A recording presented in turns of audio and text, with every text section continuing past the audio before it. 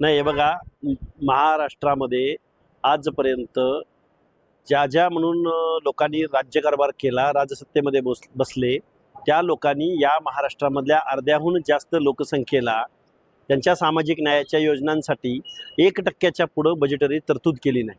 हे ढळढळीत आणि वास्तव सत्य आहे. या प्रश्नावरती गेल्या अनेक दिवसामध्ये महाज्योतीच्या संदर्भानं या महाराष्ट्रातल्या अर्थमंत्र्यांना, त्याचबरोबर या महाराष्ट्रातल्या सत्ताधाऱ्यांना आम्ही काही प्रश्न विचारत होतो. त्यावेळी त्या प्रश्नाची उत्तरं आम्हाला मिळण्याऐवजी राष्ट्रवादीच्या प्रवक्त्यांनी, राष्ट्रवादीच्या अनेक नेत्यांनी आम्हाला पर्सनली शिव्या द्यायला सुरू केले, दम द्यायला सुरुवात केली, महाराष्ट्रात फिरू देणार नाही म्हटले, कमरेखालची भाषा वापरायला सुरुवात केली.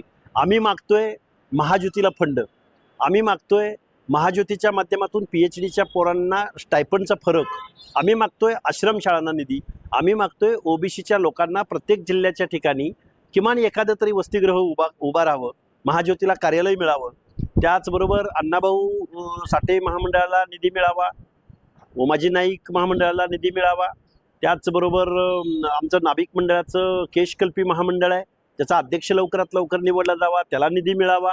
अनेक म्हणजे जेवढी महामंडळं, पुण्यश्लोक अहिल्यादेवी शेळीमेंढी महामंडळ आहे, वसंतराव नाईक महामंडळ आहे, या महामंडळांना निधी मिळावा, एवढी आमची साधी सरळ संविधानिक मागणी होती. परंतु अजितदादा पवारांच्या कार्यकर्त्यांनी मला पर्सनली अटॅक करायला सुरुवात केली, पण या प्रश्नाचं उत्तर त्यांनी दिलं नाही. मग आम्हाला त्यांचं असं म्हणणं होतं की आम्हाला पर्सनली अटॅक केल्यानं आम्ही थांबू किंवा आम्ही बोलणार नाही आहोत. पण हा प्रश्न आमच्या अस्तित्वाचा आहे, हा प्रश्न बजेटचा आहे, हा प्रश्न आमच्या हक्क अधिकारांचा आहे आणि हा प्रश्न आम्ही मांडत राहणार.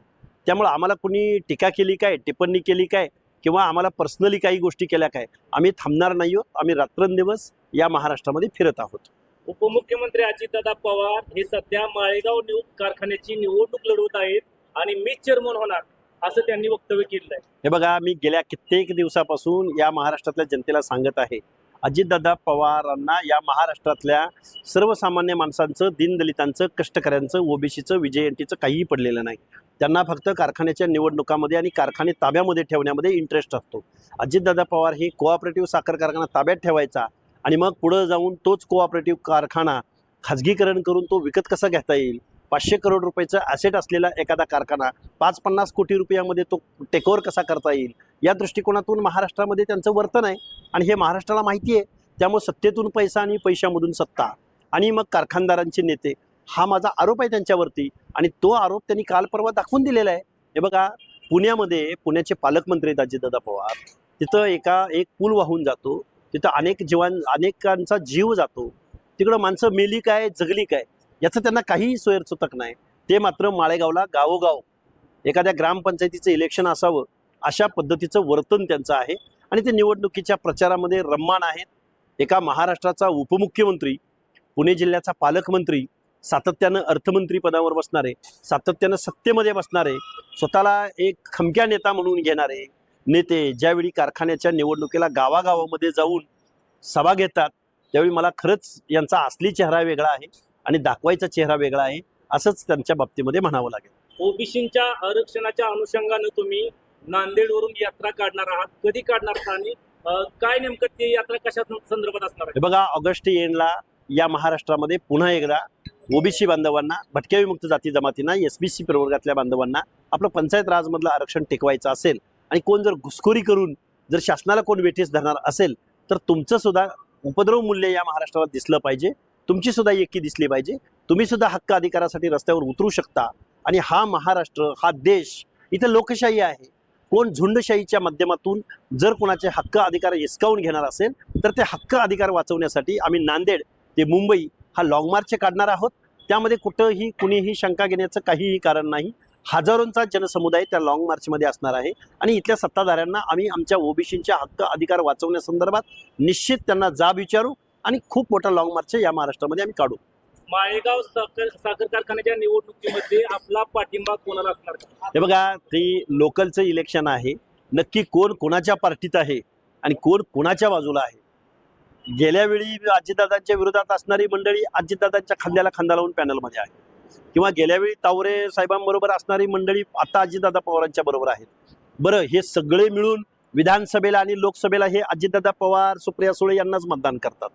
म्हणजे हेच तावरे किंवा हेच पवार ज्यावेळी विधानसभेची निवडणूक लागली त्यावेळी हे एकाच व्यासपीठावर होते. त्यामुळं आम्ही राज्य पातळीवरती ओबीसी BJNT किंवा सामाजिक न्यायाची भूमिका मांडत असताना त्यांनी कोण त्यांच्याबरोबर आहे, यामध्ये कुणाला पाठिंबा द्यावा, यापेक्षा अजितदादा पवारांना एवढ्या खालच्या पातळीवरच्या निवडणुकीमध्ये सामील होणं शोभतं का, हा आमचा सवाल आहे. त्यामुळे आम्ही कुणाला पाठिंबा द्यायचा प्रश्न उपस्थित होत नाही.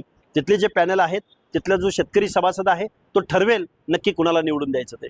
तुम्ही संपूर्ण राज्यभरात फिरत असता आणि राष्ट्रवादीच्या कार्यकर्त्यांकडून तुम्हाला धमक्या येत असतात वारंवार. या धमक्या, मी एक मेंढपाळाचा पोरगा आहे, गावगाड्यामध्ये फिरणारा पोरगा आहे, आम्हालाही इतिहास आहे, आम्हालाही भूगोल आहे.